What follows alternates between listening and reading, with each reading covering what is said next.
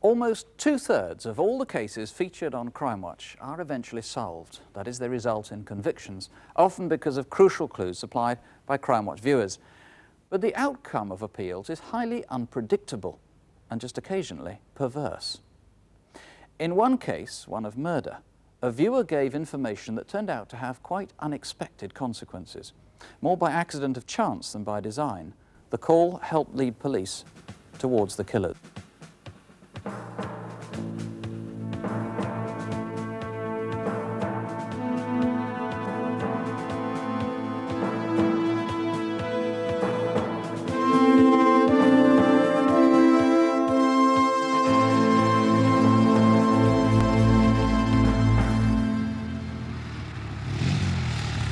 In fiction, murder stories have a gripping opening. In real life, they're rather more mundane. Geoffrey Bixley stopped on his journey through the Ashdown forest to relieve himself behind the trees.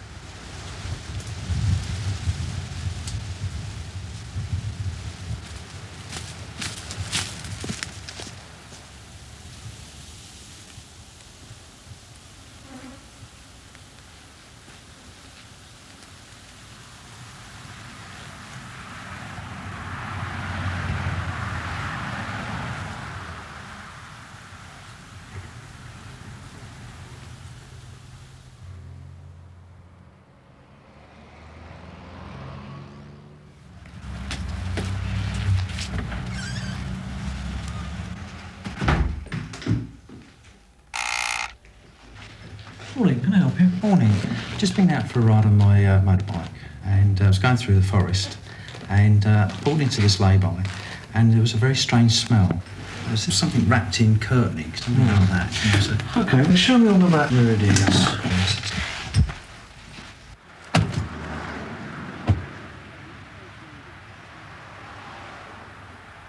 November 491 to KB. November 491 to KB. Can I have scenes of crime and CID and possibly the DI to Pippingford Strait in the lay-by opposite Pippingford Place? I've got something that they ought perhaps have a look at. At first we thought it was the remains of an animal because they were such small pieces. But it obviously later came out that it was in fact a body. The first thing we had to do really was to identify the body. That's the most important thing. With most murders, you find that the deceased is known, and that in turn leads possibly to the offender and certainly to witnesses. Nearly half a square mile of forest was subjected to an intensive search, and the gruesome contents of the curtains were gathered up by Dr. Michael Heath. At Queen Victoria Mortuary, the examination of these remains caused a number of problems because the remains had been severely mutilated. The head had been removed, as had the upper limbs and the limbs below the knees. So back at the lay-by, the scenes of crime officers faced the unpleasant prospect that they might well find other bits of human body. The cause of death was multiple cuts to the neck, which were consistent with having been caused by a sharp cutting instrument, such as a knife. And further examination revealed that these injuries were inflicted during life. Also, on examination, I showed that she had also been separately stabbed. She certainly had given birth to a child, and that she had an episiotomy scar. She was blood group O. Now, he told us quite a lot, but if you imagine the vast enormity of the inquiry, I mean, a lot of people fit that description. So, how do you trace a murderer when you can't identify the victim?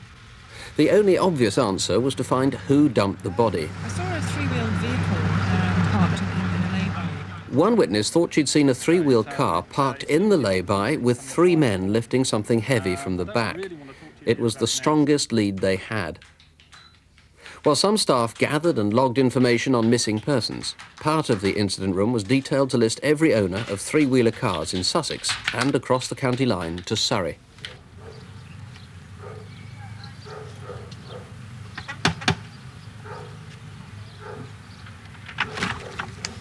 Good afternoon, sir. We're CID officers from East Grinstead Police Station. We're carrying out an investigation as occurred down at Ashdown Forest involving a three-wheeler motor vehicle. Is that your vehicle there? It is, yes. Do you mind if we have a quick look at it? Certainly. The difficulty with these types of inquiries, unfortunately, is they are time-consuming, and it's very much down to the instincts of the officer doing the interview as to whether he thinks the person is sort of answering truthfully. We take on all these inquiries. I mean, after all, we are asking the public to come forward and give us information, so it's only right that we should follow up all that they tell us. But it's very much, I'm afraid, like, you know, looking for the needle in the haystack.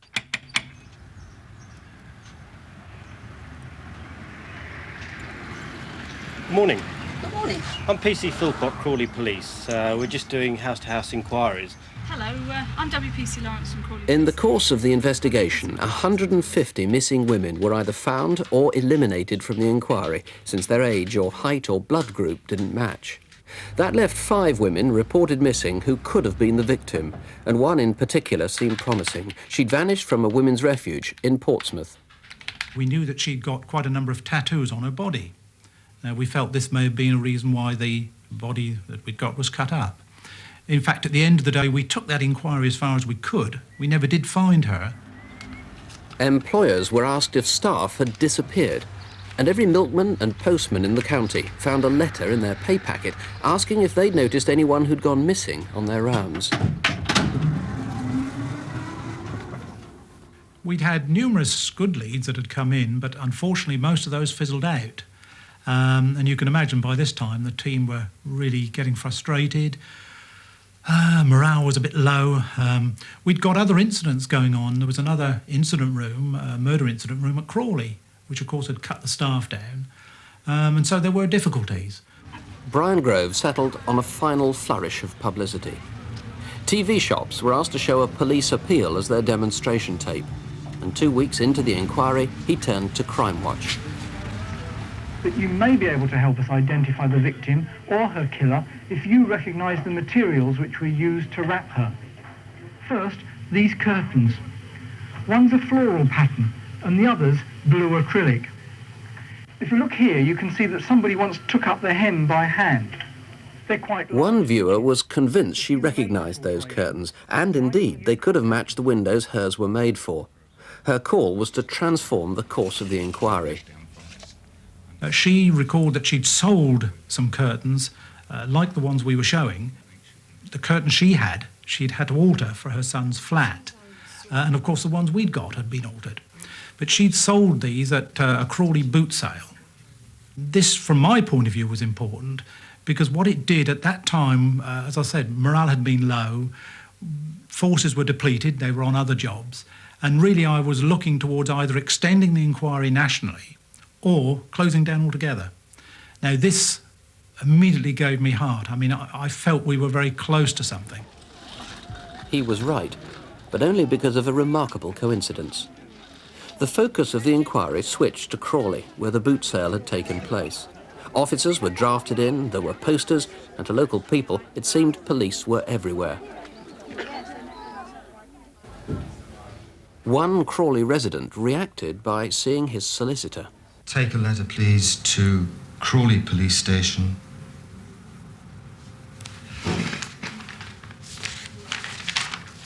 We act for Mr. Kassem Lashal of Greenwich Close, Broadfield, Crawley, who has recently been released from Ford Open Prison on parole.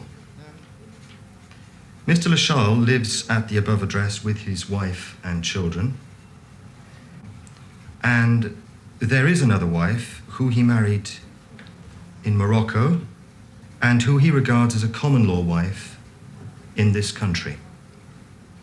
Her name is Latifa Lazaar, Lazaar, and until recently she was living at Ramsey Court, Broadfield, with her son, who is the son of another man.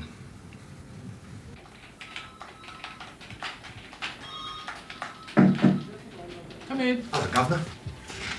I've got a letter from Firma Solicitors. Breakthrough we've been waiting for, I reckon. Missing woman. Missing since mid-August. Moroccan, supposed to have returned to Morocco, never been seen since. Certainly looks good, doesn't it? Has she got any previous at all, have we done so? Yeah. She's got a con for shoplifting. What's her height? 5'3". Everything fits.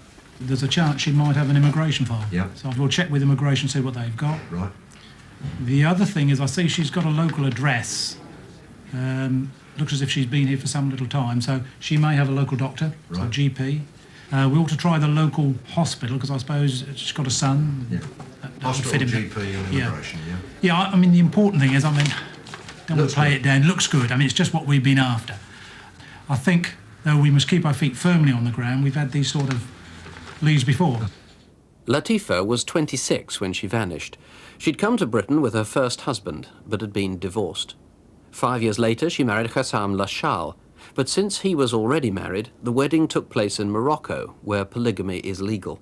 She kept her own house nearby in Crawley, but the two wives had lived together while Hassam had been in prison for smuggling cannabis.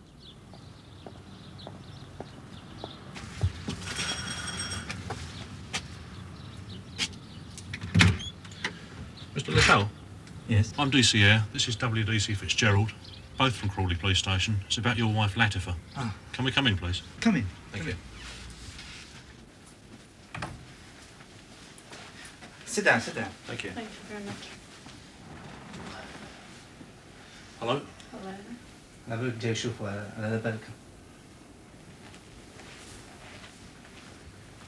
Mr. Lazaar, we've come here today to talk to you about Latifa, who you reported missing to your solicitor. As with all missing persons, we have to fill in a missing person report. So could you just give me her full name, please? Lazaar Latifa. Could you spell that for me? L-A-Z-A-A-R.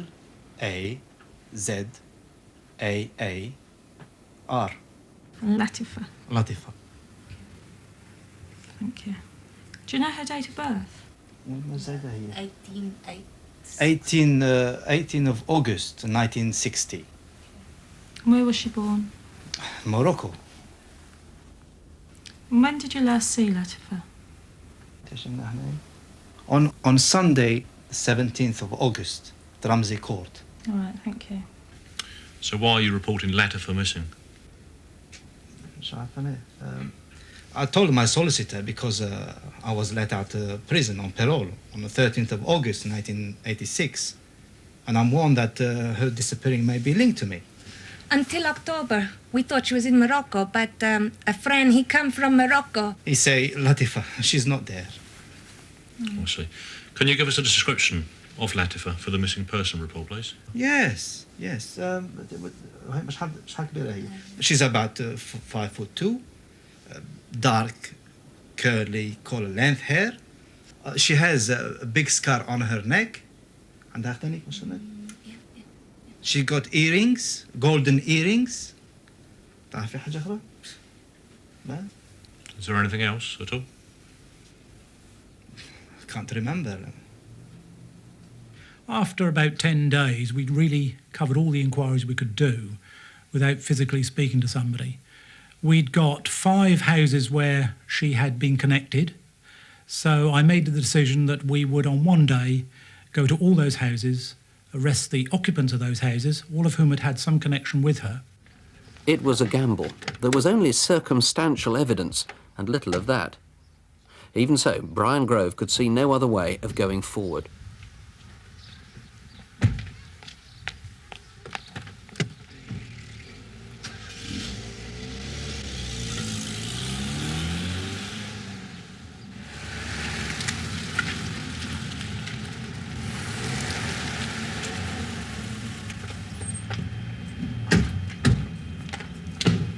Other members of the family were almost immediately released, but the Lashals could now be held for 36 hours before police must charge them or take them before a court.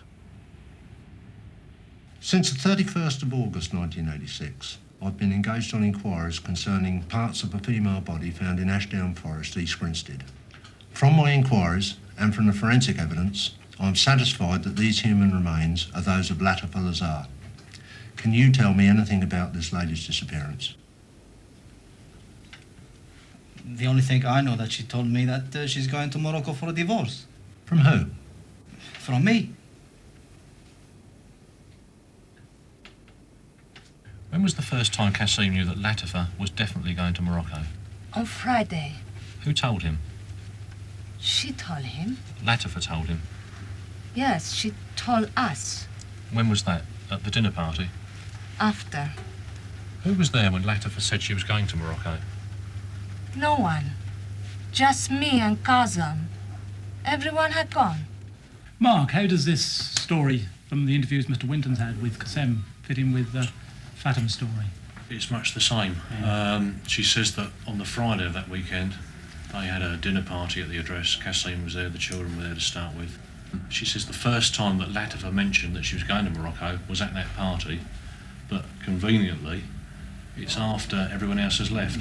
The children are in bed, everyone else has gone, Kassim is there, Fatima's there, and Latifa is allegedly there. Did Latifa say how long she was going for? No. The story given by Kassim and Fatima was that Latifa had returned to Morocco.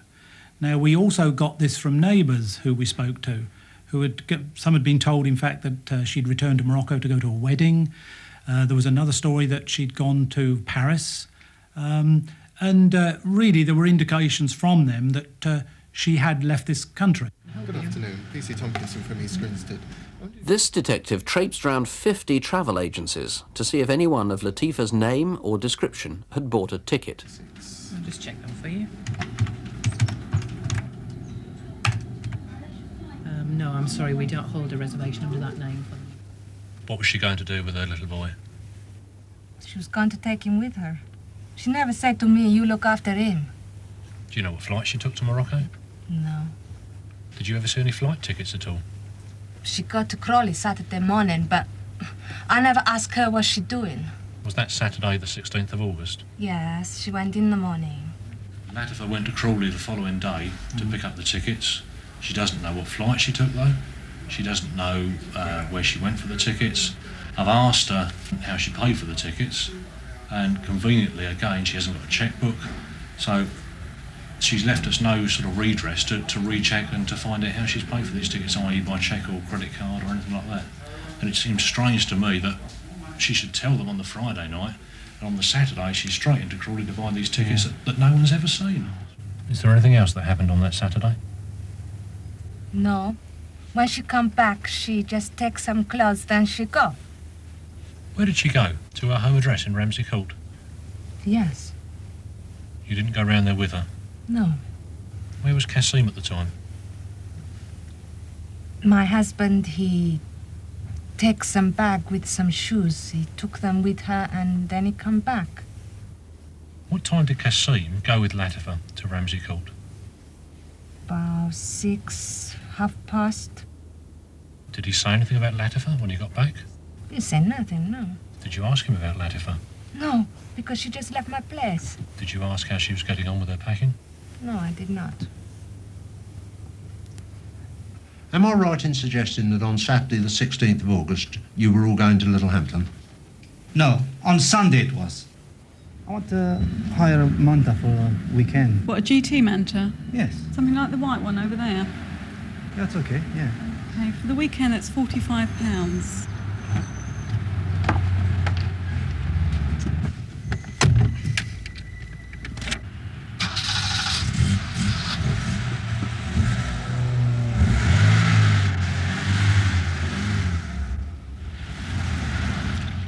In the end, who went to Littlehampton?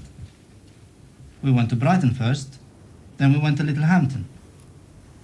I was with my wife Fatima, Latifa's child, and my little girl.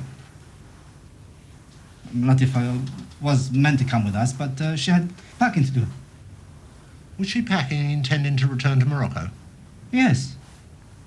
Kassim, during interview, had said that that weekend, the 16th to the 18th of August, he had hired a car. This was to take the family for a drive, but also he had taken some rubbish which Latifa, he said, had asked him to the tip. Now, I was still looking for quite a lot of the body, so this interested me. I did look at the possibilities of digging the tip up, But at the end of the day, scientists told me this would really be an impossibility. We would have been looking back over 2 months, and the amount of rubbish and the amount of gases that would have been there really made the job impossible. I went back, had a cup of tea. They were having tea also. I believe my wife asked Latifa to come with us. She said she was still packing. I did see a suitcase on the table. She asked my wife if we could take the little boy with us to give him a bath. After the women had drunk tea, they returned to his own address, and they took her little boy with them, that's Latifa's little boy, to have a bath, and she stayed there doing some packing. He says there was a suitcase on the table. I mean, this is where it's a figment of his imagination. She was no more packing to return to Morocco at that stage. This is where the story deviates from the truth. When I wake up on a Monday morning, I find the key in the book in the front door. Do you mean the child benefit book? Yeah. What time did you notice these through your door? Oh, 9 in the morning, something like that. I don't know the time. I don't usually wake up early when the kids are on holiday. Why do you think they've been put through your door? I don't know. She didn't tell me nothing before. But you understand, as I understand it, that she'd flown to Morocco. Yes. Because she phoned me on a Monday, sometime after lunch, from London Heathrow. On the Monday, she said she got a phone call in the afternoon from Latifa. She said that Latifa was phoning from Heathrow, telling her that she was going to Morocco and asking her to look after the little boy and to sort arrangements out with the former husband. In fact, there were no flights from Heathrow to Morocco on that Monday. But Fatima rang a friend to get a number for Latifa's first husband to persuade him to come and take away his son. I have 5 kids. How can I look after him as well? Just give me the number, okay? What did she say? She said no. She don't know the phone number. Qassem and Fatima's story of Latifa going back to Morocco and not taking her son with her just didn't really make sense. Friends told us that she was very attached to him. Although she'd left him on occasions with people, she really seems to have been quite a good mother. The time that she went was her birthday, and she didn't really say to any of her friends, some of whom are Moroccans, that she was going to return to Morocco. What is known is that 2 days after Latifa was last seen, Qassem and his brother finally made contact with Latifa's first husband.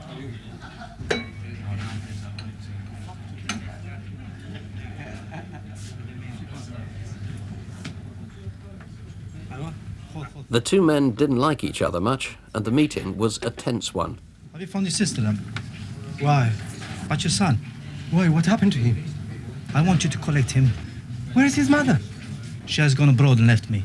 What part of abroad? She's gone to France. When did she go to France? Last Saturday. Why did she go to France? We had a big argument over money. She has gone abroad. Believe me. The child's father was very keen to have his son back, but suspicious of taking him without official custody. He insisted the social services should be involved. Where is the child? In my place. Will you take him to the social worker and I'll contact my solicitor as soon as I can? We don't want to get involved with social workers. You make the arrangements about your son, with us. What has this got to do with you to make arrangements with me, huh? Come with me to a solicitor when I will hand over the child and be a witness for you. No, it's got nothing to do with you or any solicitor. I said, take him to a social worker.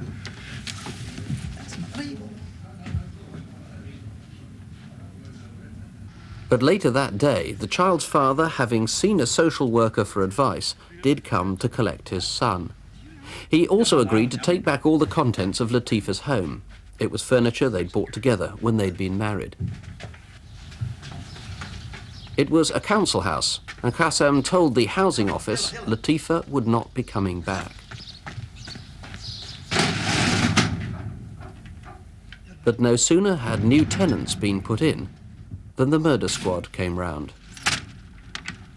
Well, sometime after the original offence, certain evidence came to light to suggest that this might be the house where the unfortunate lady met her end. And so we had sort of carte blanche instructions to go there and turn the place upside down, starting from the front door and working our way in and taking as long as necessary to find if there was anything worth finding. At the time we went there, the house had been taken over by new occupiers, and we were met at the door by the new female occupant. And I asked her if there was anything strange in the house when she moved in, anything she noticed that was strange, and she came out with the classic comment, "Only the blood in the bathroom." The new tenants had to be moved out as the scenes of crime officers moved in.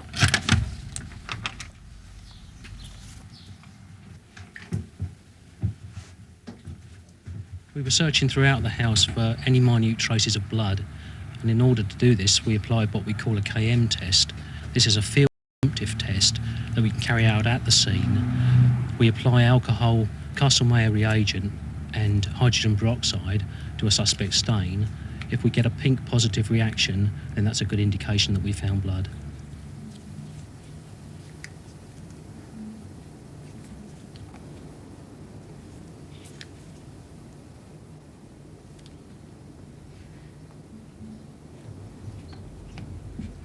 Other officers went through the estate to question residents. Had anyone seen anything or heard anything unusual? Hello there. We made door-to-door inquiries about Latifa Lazaar. Do you know her at all? Yes. I heard Latifa went to Morocco. And I asked why did she go to Morocco, and I've been told because she's going to a wedding. So I didn't take no notice until a couple of days later. I asked again, and I've been told she's gone to Morocco. But I heard that she left the boy, and I was very surprised when I heard she left her son behind.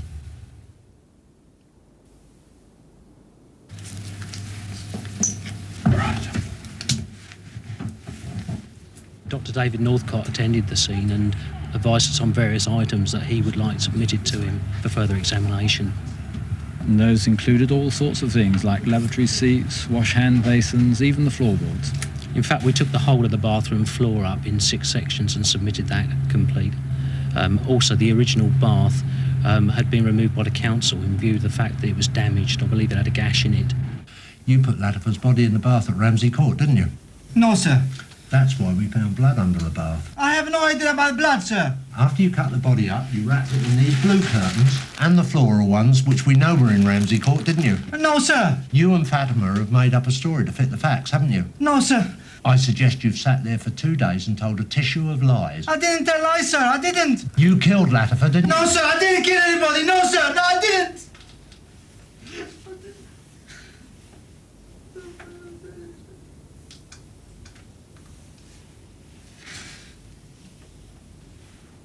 Well, I put it to him that he put the body in the bath, which he just denied, and then I put it to him about the blood under the bath.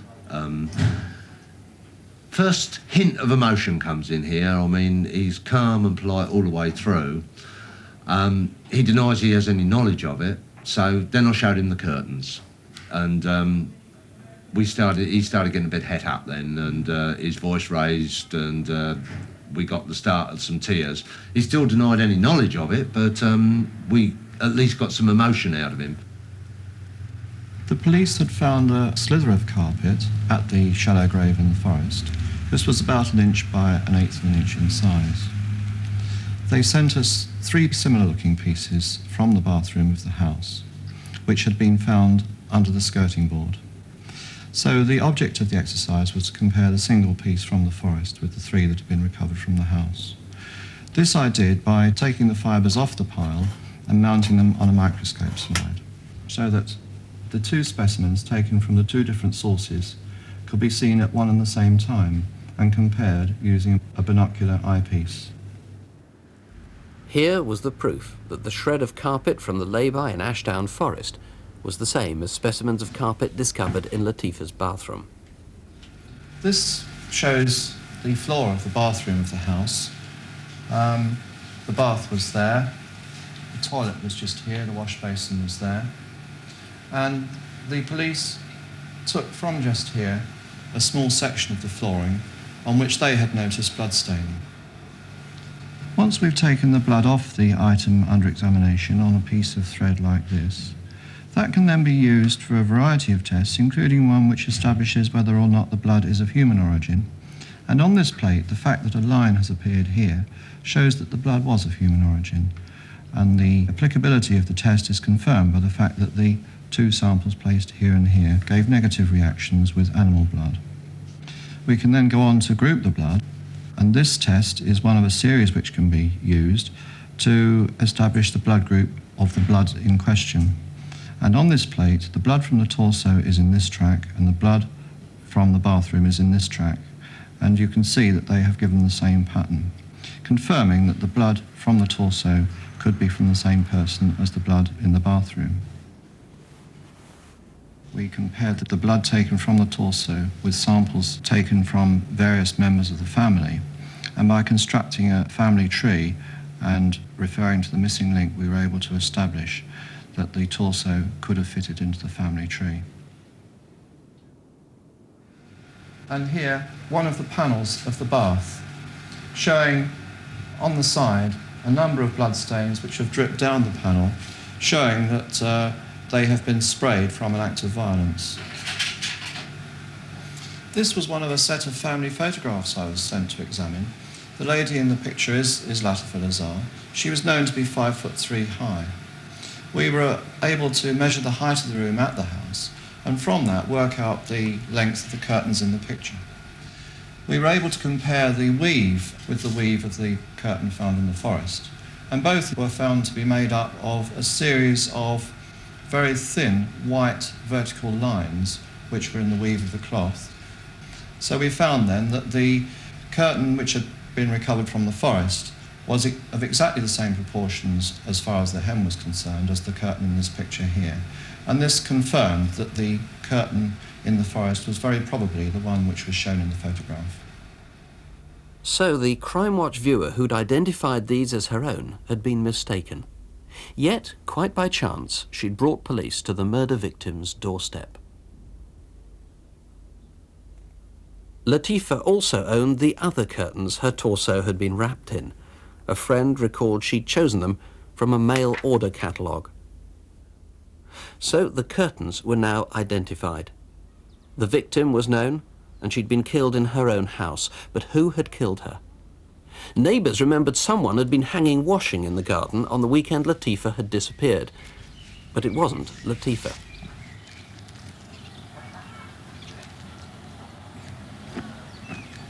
Kassim, did you kill Latifa? No, sir. I wouldn't kill a mouse. God is my witness. Are you sure you didn't have an argument that weekend and a terrible accident occurred? No, sir.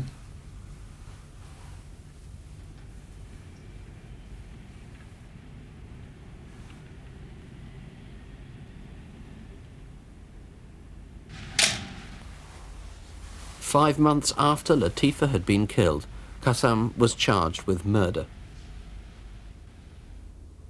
Some months later, in Morocco, Latifa's family met detectives sent from Sussex and handed them a letter.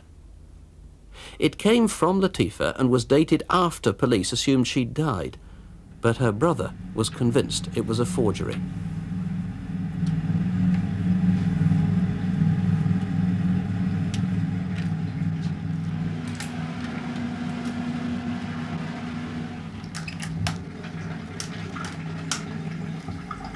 It yielded up 5 fingerprints, but none of them was Latifa's. Mark 5 is Kassim's right thumb. Close to the mark is a fold along the paper. I made a photostat copy of the letter indicating the position and direction of the mark, and also a fold on the letter itself. I found it impossible to put my thumb in the right position and at the right angle to show more of the right-hand side of the print. When the paper is folded, it was quite possible to place the thumb at the right angle in the right direction. I was therefore of the opinion that this mark could only have been placed after the letter had been folded, or in fact while the letter was being folded. Whilst in Morocco, the family mentioned that Qassem had been in touch with them to try and get any letters written by Latifa sent to him. Now, the story he gave to them was that they were to be given to the police. Well, I mean, we just wouldn't ask a suspect to get any letters. If we want to get them, we'll get them ourselves. Then, 2 weeks before the trial, the final proof that Latifa was dead. This man was clearing a path after the October storms when he came across a human skull. Inquiries were made by the police to see if the particular lady had had any X-ray pictures of her skull taken in hospital previously. And as a result of the police inquiries, a set of X-ray pictures were brought along to the department which showed the frontal sinuses of the known individual. The frontal sinus is an airspace in this part of the forehead of a person, and obviously it cannot be seen unless an X-ray picture is taken of it. I then had an X-ray picture taken of the skull, the unknown skull, shall we call it at the present moment, in which I presented the frontal sinuses, and a complete tracing was made of the frontal sinus of the individual. A number of these tracings are produced so that we can make comparisons from one to the other and then in reverse. And then, having had one of the best tracings made, we then can place it over the frontal sinus of the known person. In this way, we can say that we have a positive identification because 95% of the adult population have frontal sinuses which are characteristic of the individual. At the time of the trial, we had a lot of circumstantial evidence against them.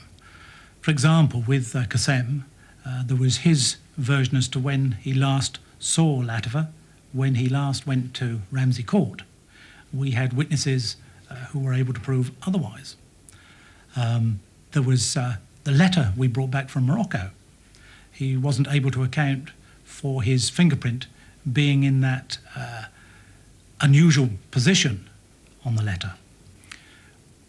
There's also a witness who was able to talk about him womanizing and, in fact, using violence against her. With regard to Fatima, we had the evidence that she received the phone call, supposedly from Latifa on the Monday evening from Heathrow Airport, when in fact we know that by this time Latifa was dead. There's also, it's only her evidence that tells us that the family allowance book and the key were put through the front door. I think one should remember that with circumstantial evidence, it's not just one piece of evidence, it is a number of pieces of evidence which make up the case. When I heard what did it happen for Latifa, I was very, very shocked. I couldn't sleep nights. I couldn't believe it is her. I don't know why it did happen. Could be lots of reasons. Could be because Latifa wanted to get rid of his wife, back to Morocco to stay with Qassem. Could be jealousy. And I think he was obsessed with her.